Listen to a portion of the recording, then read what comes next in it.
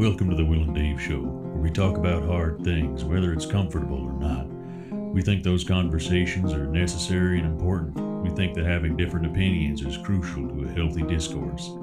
So saddle up, enjoy the fireside chat.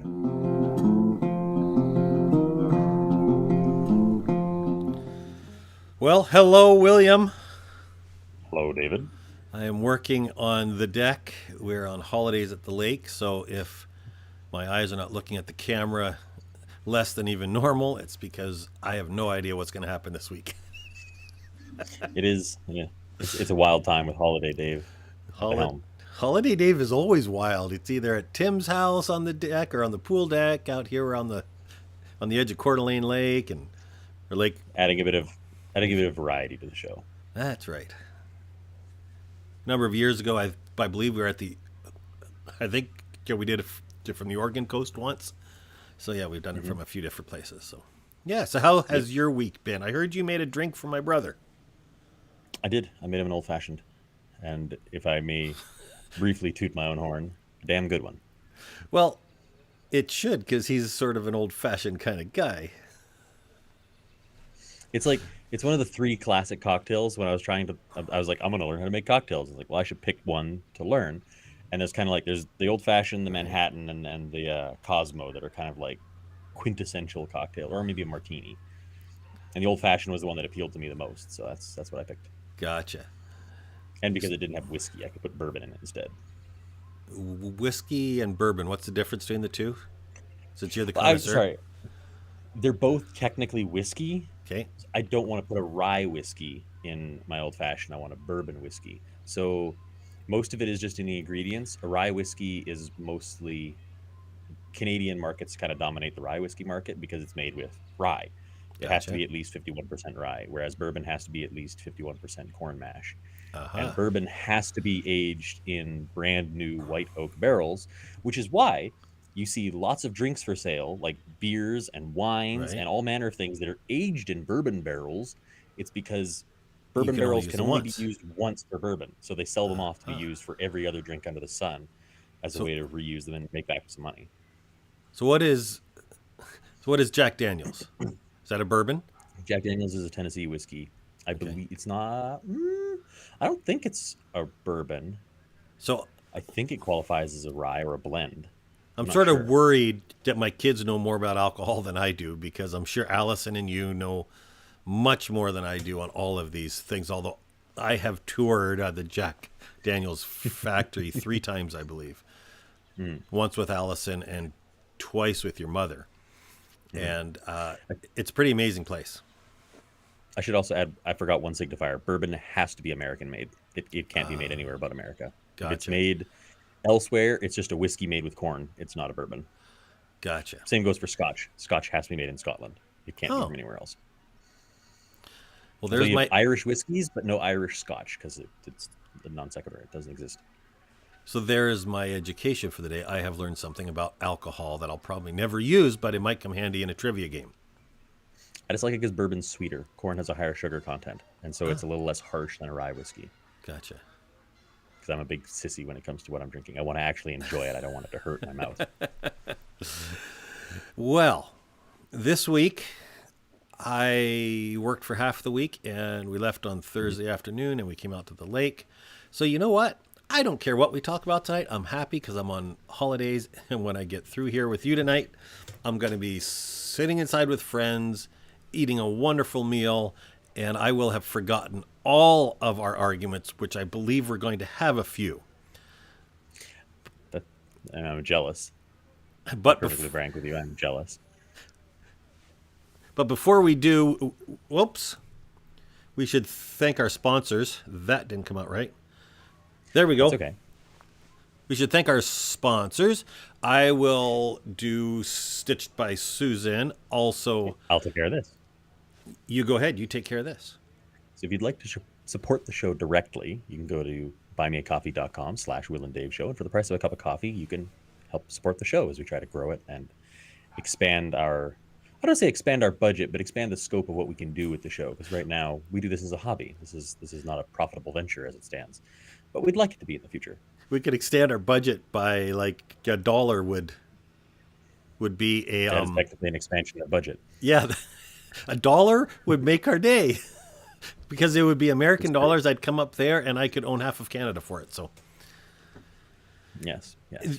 also in our list of sponsors is Stitched by Susan, also the owner of a podcast way larger than ours, Measure Twice and Only Cut Once, because if you measure it twice and you cut it twice, it doesn't sound the same, not the same ring to that kind of statement. So measure twice, cut once. What's that look mean, Will? I have to look at my monitor here to see the look you're giving me.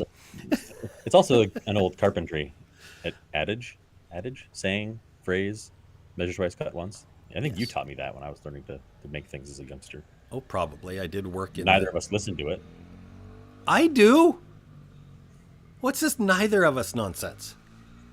I listen to my own advice all the time. The number of times that you and me would be building things for camp and we go cut something, doesn't fit. Cut it again, doesn't fit. Cut it again. Okay, it fits. Well, you see, this is... You also taught me to cut things too big. If you're not sure, make it too big because you can always make it smaller. Absolutely. If you're going to err on the big side because you can always take a little bit more off. So yes, I might have done that because I'm a big wuss when it comes to mistakes. But what's not a mistake is Stitched by Susan and the Measure Twice, Cut Once podcast. That's right. Nailed it.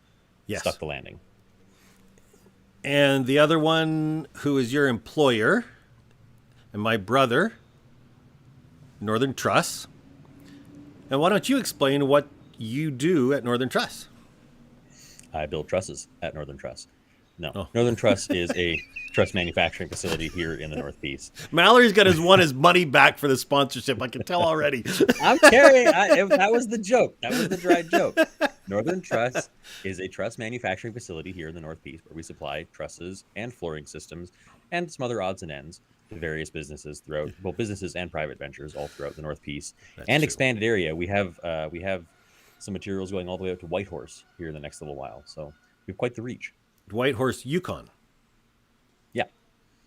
Up where it's winter 11 months out of the year. Mm-hmm. Almost, it's actually more winter than here, which is insane to think about. But yeah, Northern Truss, building our community. That's our bit. Scenes have gone all wonky, so I'm just going to got to give me a second to fix my mistakes here. There, they're gone. Perfect. So last week, we were going to talk about freedom. We did for a while. Until you, in your infinite wisdom, decided that freedom has a price. No. Of $1 billion, has a price of $1 billion. I don't think that's a price because I don't think it's freedom. So but if you want to take money away from somebody, they're no longer really free to do with it as they wish. It's theirs, and you want to take it. Everything. No, the price of let's. Wanting to take it is a strong phrase. I don't want to take it. I don't want them to have it in the first place. Oh my! I don't want to have to take it. I would rather they give it away. Mind blown. So they should just, when they reach $999,999,000. No, let's get back. $999,999,999.99. You think they should just rest from all they're doing, not make another dollar? But no, they could keep making money, but anything past that threshold, again, the $1 billion threshold is one that I just spitballs. It's kind of an arbitrary threshold. Right, and I get that. And I get that. Kind of like a what's the word I'm looking for? Kind of like a civil salary cap. Civil salary cap. Ooh, okay. So, but you think about it, because let's say I have a business, right? Let's say my business creates widgets, and I make $1 billion with my business that makes widgets. Right. But I'm making more than $1 billion. What do I do with it? Well, I could be philanthropic. I could feed it into my community. Right. To better my community. Or alternatively, let's say I have this amazing business. I'm like, you know what? My employees have done a great job of helping me make this $1 billion. They're all getting a raise. All that excess money is now going into my employees. Now my employees are making more money. They're going to have more money to spend, to buy more stuff, to generate more consumer purchasing power. Right. they're also going to want to stay at this job because now they're at a job that's paying them even more because they're making more. There's a direct correlation between how hard they work and how much money they can make. Right. And now other people are going to see my business and be like, wow, he pays his employees really Really well. stinking well. Right. So I'm not just saying, here, Mr. Government Man, take all my So we're not extra arguing dollars. yet. No, we're just feeding the money elsewhere, anywhere that is not me stockpiling wealth for the sake of having wealth. Pumping it back out to people, out to philanthropic pursuits, out into local communities or global communities. Right. Anything that is not just stockpiling it for the sake of having it. So you feel very strongly that if you have more than X number of dollars, so your example, and can obviously, I'm not going to hold you to that $1 billion. That was just an arbitrary number. Except if anybody makes more than that, they should not be allowed to keep it. Yep. It should be removed from them. I think given to somebody else. Yeah. I think they should be given every opportunity to do with it as they choose. But if they refuse to, then yes, someone has to step in and do it for them. So let me ask you, and this is going to sound harsh, except I want to, I'll back off a little bit maybe. If you remove something that somebody else has, and you take it against their will, isn't that called theft? Yes. Again, I'd rather not have to take it from people. I know you'd rather not have to, except that's the worst case scenario. So in this case, it's okay to steal. Because that's what you're doing. If it's theirs and you say you shouldn't have it, it should be given out elsewhere. You are stealing. But it's theirs and you're taking it. Well, under the current rules, the current system, yes, it would quantify stealing. But if the system were based around the idea of you should only ever need to have so much, and if you're stockpiling more than that, that's the bad thing. It's at that point, it's not stealing so much as it's redistributing or doing the job that you were supposed to do with that excess money that you're not doing. But at the bottom line, you are saying that whoever... Stealing it implies that I'm taking it from them for me. I'm not. I'm taking it from them to disperse as they were supposed to be doing, as if they were someone who was evading taxes. You're a Robin Hood. I'm not a Robin Hood, and I don't think the government is a Robin Hood either. But whoever's in that role is being a Robin Hood and saying, you aren't handling your wealth right, so we're going to remove it from you and give it to the poor or the people who need it. Yeah, think of it less as... So you want to be a Robin Hood. No, think of it like paying taxes. It's something that you're obligated to do. It's part of society that you need to do it. And if you don't do it, someone else is going to come and do it for you, whether you like it or not, because that's part of the social contract that we have to abide by living in the world we live in.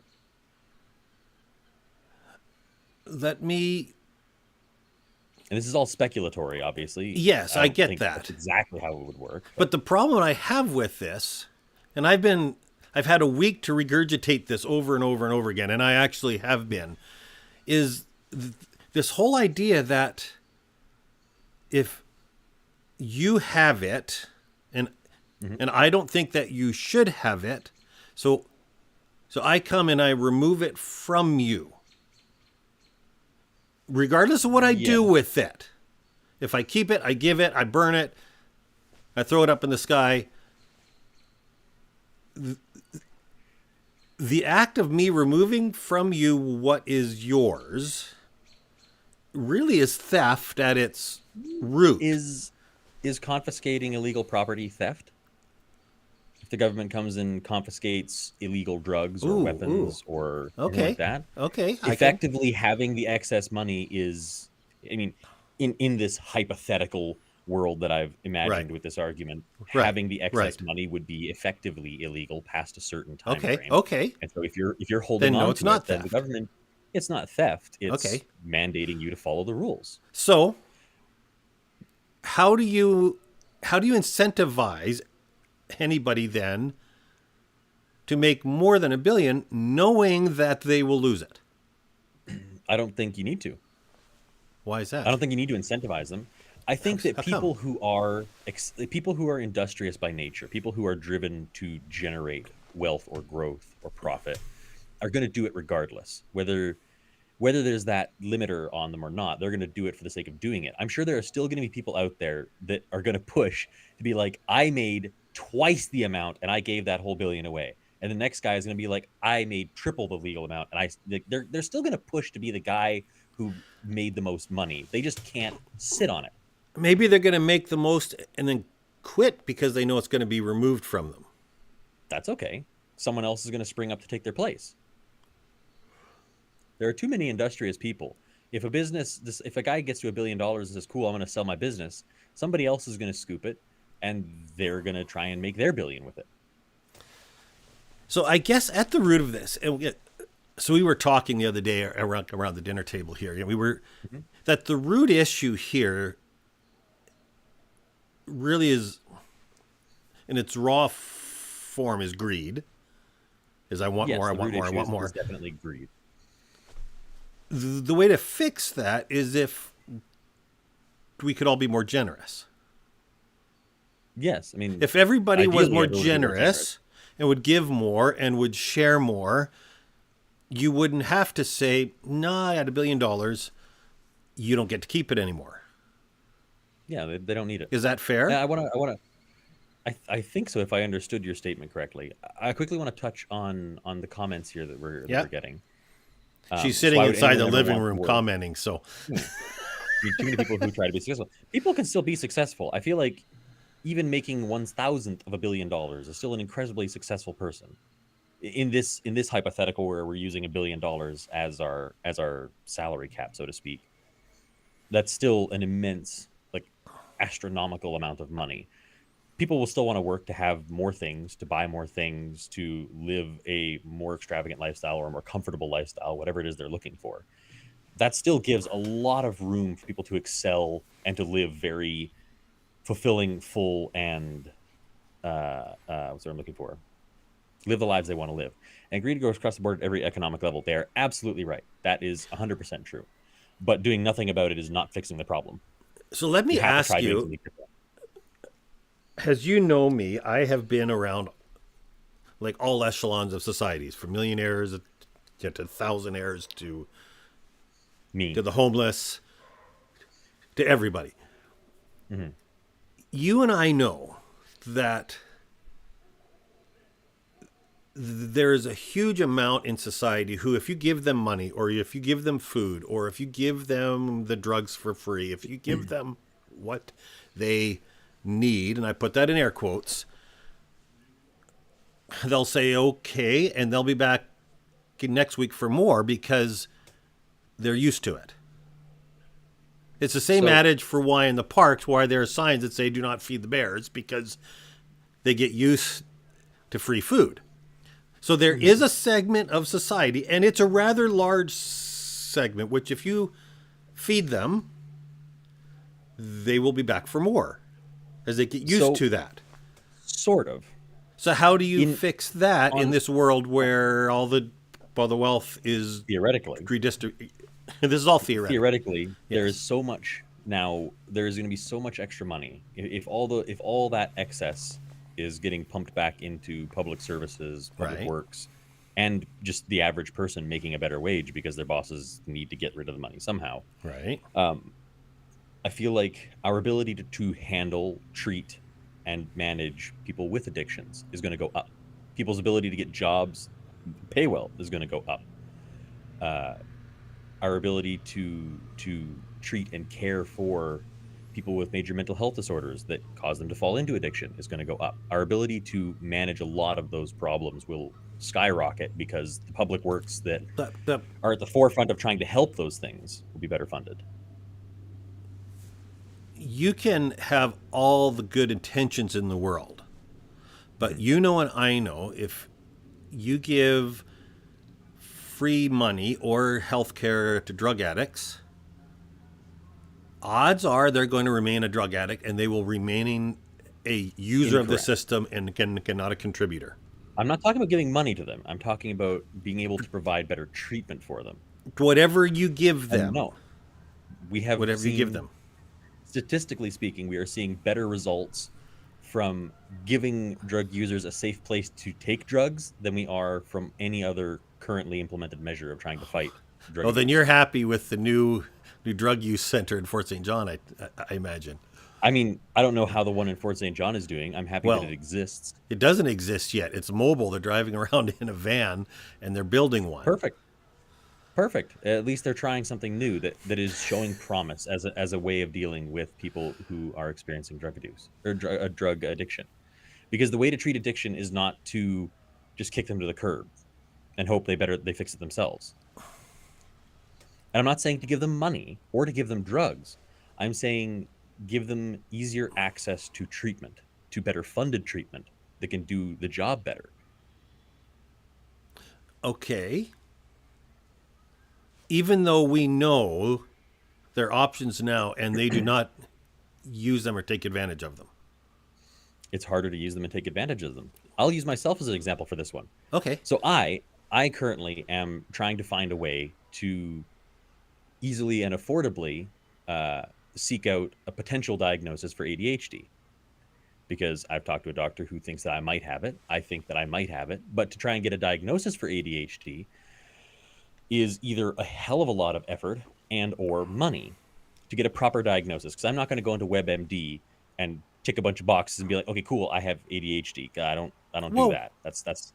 But I'm just saying, You have free even health care. even in a country with free healthcare, getting a diagnosis, a proper diagnosis, takes a lot of time and or money. What? Why money in a world with free health care? Because for me to just see a doctor for free, as you know, wait lists for things are astronomical in a place with free healthcare. That's one of the trade-offs to free healthcare.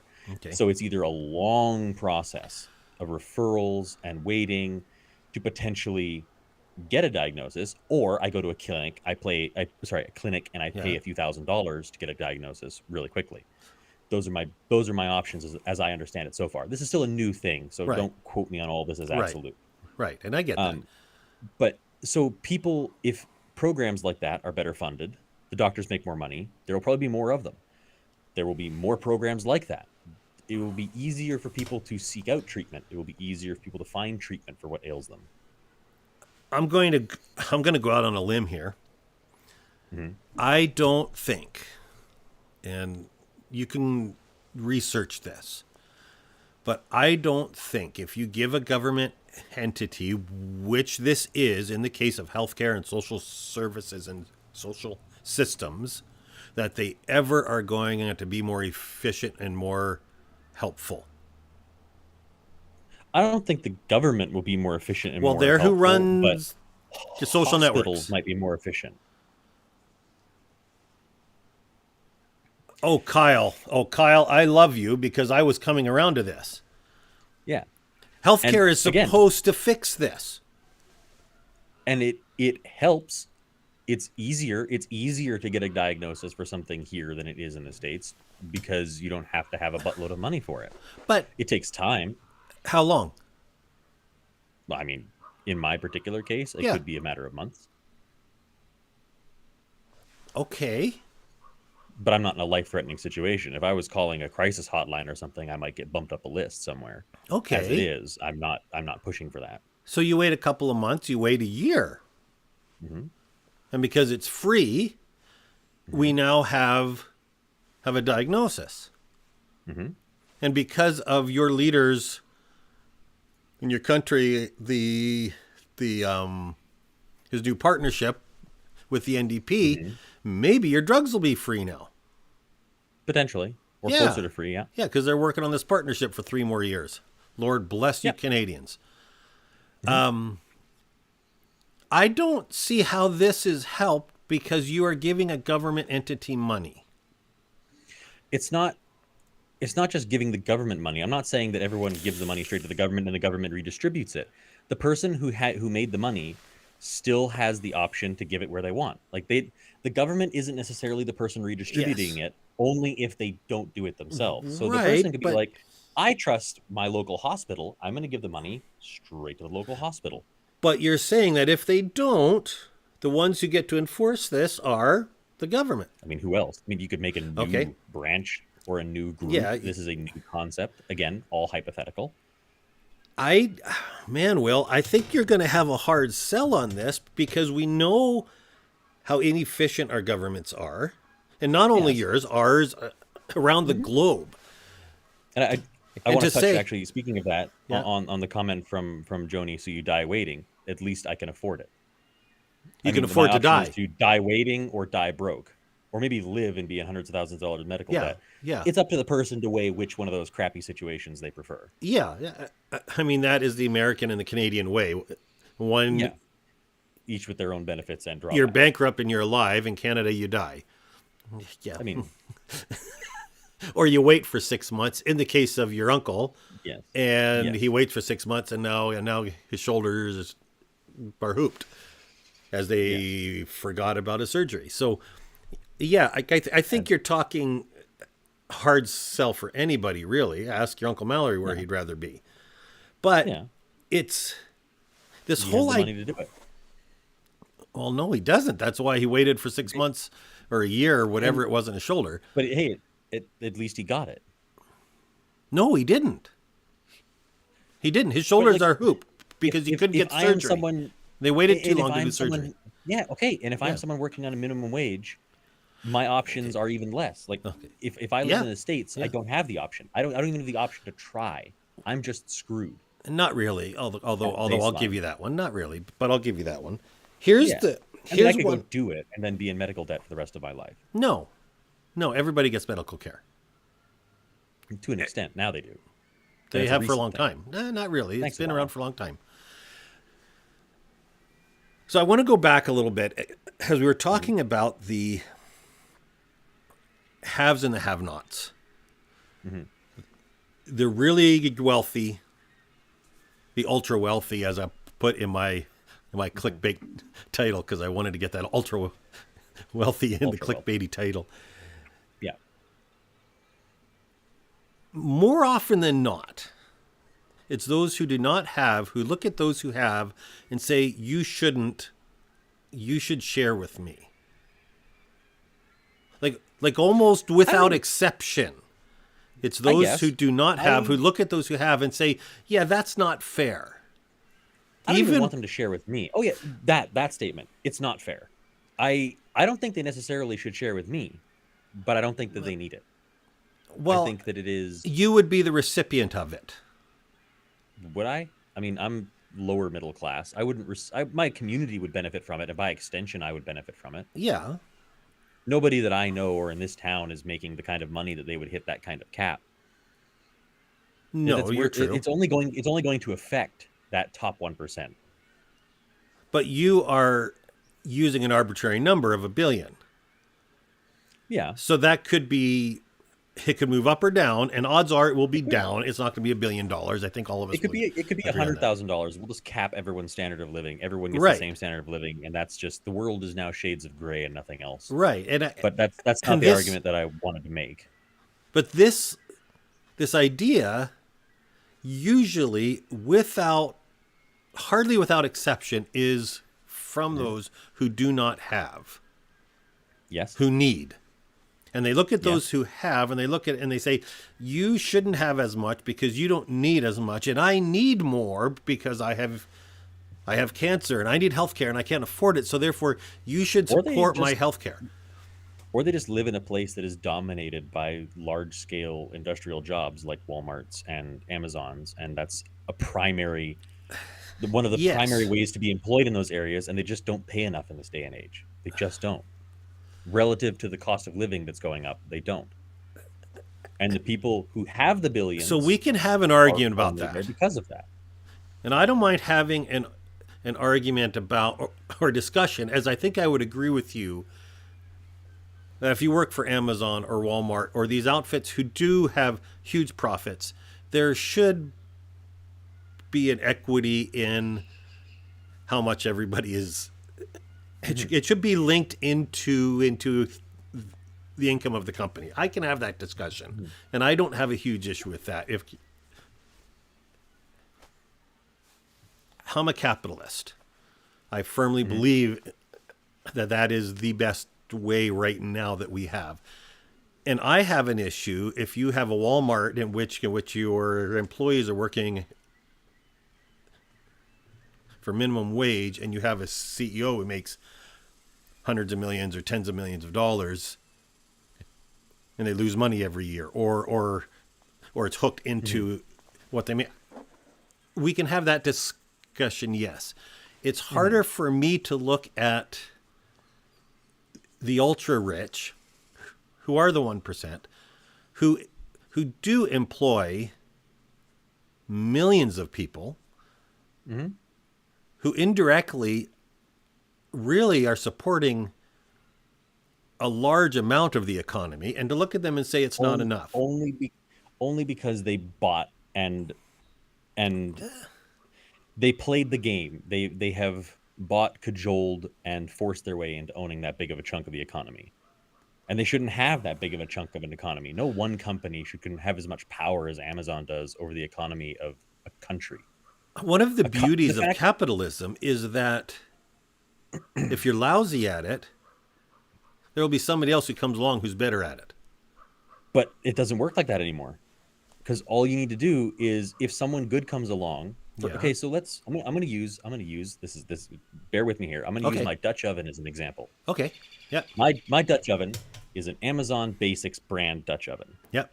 Because a few years back, some company started producing Dutch ovens for a really good price, and they started selling them online. And Amazon was like, "Hey, you can sell it through us," and they did, and they sold lots of them. So Amazon was like, "Cool, we're going to buy you, and we're going to sell your Dutch ovens and make the money." And the company is like, "No, we want to make the money, and we're going to make the Dutch ovens." It's like Amazon's like, "Okay, cool. The 90% of your sales that come through us, you're losing them now. Right. Bugger off." And so that company they have the option: do they lose 90% of their sales through Amazon, or do they just sell it to Amazon? And now Amazon owns them. Right. And Amazon can do that ad nauseum, and they do that ad nauseum. That's why they are currently being investigated by the FTC for those actions. So because they do that.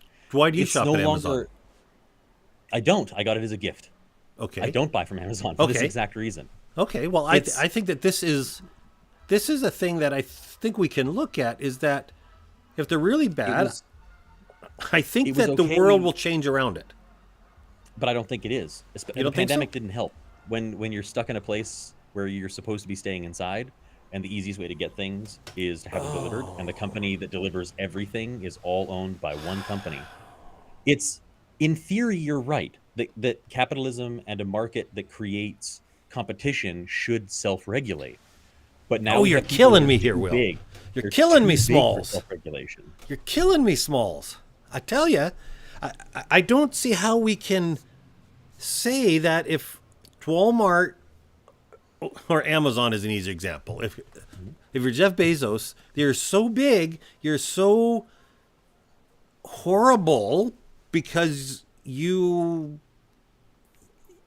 buy everybody, even if it's at the point of a gun. It's an economic gun. The answer to that is, hey, we take all your money. Anything over $1 billion or $1 million or whatever that magic number is. So as though that will fix it. It's not an overnight fix. And again, we're getting into the nitty gritties of what was just a hypothetical statement. It was. But let's say that the consumer basis is still there. There's still, let's say there's 1 billion people that still want to order things every month through Amazon, but Amazon is now forced to break itself up. If the need is there, right, like somebody's going to be like, okay, cool, here's my chance. And they're going to kickstart a company, and and it's there because now the consumer base is still there. The need is still there. The purchasers are still there. So someone is going to come up and sell it to them. It's just not all going to be Amazon now. Now it's going to be 1,000 smaller companies all doing it and competing. So your concept of capitalism under that $1 billion cap would still function, because people will still want to compete for the biggest possible slice they can get of that pie up to that limit. That's a massive, massive limit. And there's so much room for them to still compete and self-regulate. So you truly believe, I just want to make sure that I understand this correctly, that if you have a limit on income, anything over that is gone. It's gone to public. Redistributed. That you won't lose incentive as a society to do more. If a person's incentive in society is to have more than $1 billion, Yes. I don't give a shit about their incentives. If that's what's driving you in life is to have that much power, I couldn't care less about what you get or don't get in life. But don't you think that's harsh? Yeah. I don't want any one person or any small group of people to have that much power ever. I don't. I don't. But they do now. I have a hard time. But I have they a hard do time now, trusting Will. people with my. I know they do, and I don't want them to. But it's not. I don't trust only... people with my McMuffin at a drive-through. I don't trust people with $1 billion. I don't trust them with more. I don't trust them with $1 million. But you do already. I don't have a choice. That's why I say things like this, where I don't want. We them to. elect people who have a lot more control than billionaires. If I had any other options to elect, I would. I don't like any of the officials that I have elected for since the day I became a voter. I'm just stuck with them because that's the system that I was born into. And I have to try and make the best of it that I can. But now I have a podcast and a voice where I can say things like, this sucks. I don't like it. Let's do something different. I am so glad we gave you a voice. So am I. And I also love that Kyle brought up market exposure is exactly the term that I couldn't think of. So thank you for that. That's the term. Smaller companies that may have great products and competitive prices just don't have the market exposure. See, I call nonsense on that. As Amazon started in a garage. They did. They started in a garage. What? And they started in a society where Walmart already was there. Yeah, but Walmart didn't do it online. But they could have. They could have. You're right. There was a new idea, and somebody said, "Hey, let's do it," in their garage, and they grew into Amazon. And you're saying that can never happen again? No, I'm saying it can only happen so much. I'm saying it can only get so big. What you're saying is Amazon is too big to fail in the parlance of our government down here. They're too big to fail, so therefore we need to cap them. Yes, they need to get kneecapped because they are just too big.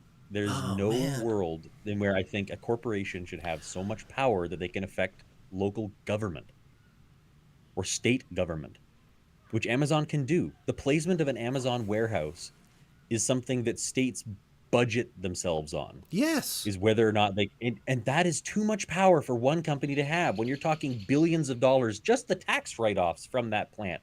But they hire $billions. Thousands of employees. Cool. Let's get 50 other companies that do the same thing to start smaller factories that hire the same number of employees to produce the same goods and mail them out, but they're not all owned by one little group of people. They get to make those decisions on government. Let it be more people. So more voices. So I like Kyle's question. So do you think they should be dissolved once they hit a certain size? I mean, that's the next thing that comes up with this $1 billion thing is should any corporation 10 billionaires from having their little powwow where they can decide, well, our 10 companies are going to control this little niche, and that happens, and that's its own problem that shouldn't be allowed to happen. But how do you stop that? I don't know. That's getting way out there. So I want to come back a little bit because I think that a part of my angst with this thing is who gets elected in government. Do you really want a government in your country who a month ago was running over people with horses to implement the unwillingness of billionaires to hand over their money? No. Okay. Because I think my government sucks. Thank God we agree on that. Okay. I think they should all be fired. We'll hire a whole new batch, and they only get minimum wage. I'll agree with you on that one. They also can't own stocks, not one, until they retire. When they retire, they can write a book and buy stocks all they want. But we agree on 3 things at the end of the show. Yeah, they should not get paid a penny more than the lowest paid people in their country. Not a penny, because they get free meals and flights and cars and Lord knows what else. Okay. They'll be fine on minimum wage. Speaking of government, I think we beat this horse. I think the horse is dead. I think we're done. And we agreed on 3 things at the end. I'm good. Speaking of your government. So about Monday or Tuesday of this week, on my feed on Facebook and Twitter, I keep on seeing these speeches in the EU Parliament. Are you looking them up or what? I've seen some of Okay. the UN statements. I'm actually Okay. just looking up a specific Okay. piece of terminology around this coalition that I wanted to find. There was a number of listening to you, though. speeches which were made, and they're all from these weird right-wing news sites. And so I thought, man, that's Yeah. weird. Is it real? As usually when you look for news and it comes from ilikeorangehair.com, you go, maybe it's not real, right? I mean, it just is this, it's this instinct that says, yeah, no, I don't buy it. So I started looking for any kind of collaborating evidence. Nothing on mainstream media. Nothing. Not a peep. I went to CNN, went to Fox, went to ABC, went to MSNBC, I went to CTV, went to Global, went all over the place. Nothing. Not one. My But Google search now just turned up a whole bunch of 2-bit websites. Nothing substantial. Nothing no substantial. substantial publications. So when you go and you look for it, and again, this was on Monday, Tuesday of this week, I'm like, well, this is weird. Is it real? So I went and I found out it was real. It did happen, which they slammed Trudeau in front of the Globe, and the Globe said, yeah, we're not going to listen. So yesterday was the first article I saw in the Edmonton Journal, and it was also, in the Alaska Highway News in your town, was the first articles. And the article in the Edmonton Journal was speeches against Trudeau after his surreal speech. And I'm sitting there thinking, his surreal speech, so what did he say? In his surreal speech, he slammed the protesters in Ottawa. Is there any wonder why those of us who are right of center, even a little bit, refuse to acknowledge anything in the mainstream media? No, I think you are more than justified in your distrust of mainstream media. I share that distrust. My distrust extends past mainstream media to most media. And we in look general. at Ukraine. As Miss Joni Starton pointed out, I have trust issues. She's sitting inside the house looking at me. Yeah, it applies to all media. except the Will and Dave show. Trust us to not know what we're talking about. Trust us to not know a damn thing. It just amazed me that for the whole week, and even now, if you look it up, there's very little. And they slammed Trudeau. They slammed him big time. Yeah. And zero in mainstream media, or very little. It was not the headline. And how do you expect us to listen to you when you say, oh, the Russians are bad and Ukraine is good? How do you expect us to believe it when you lie to us and mislead us in so many ways? That one I don't think is a good example, because Russia is bad and Ukraine is better.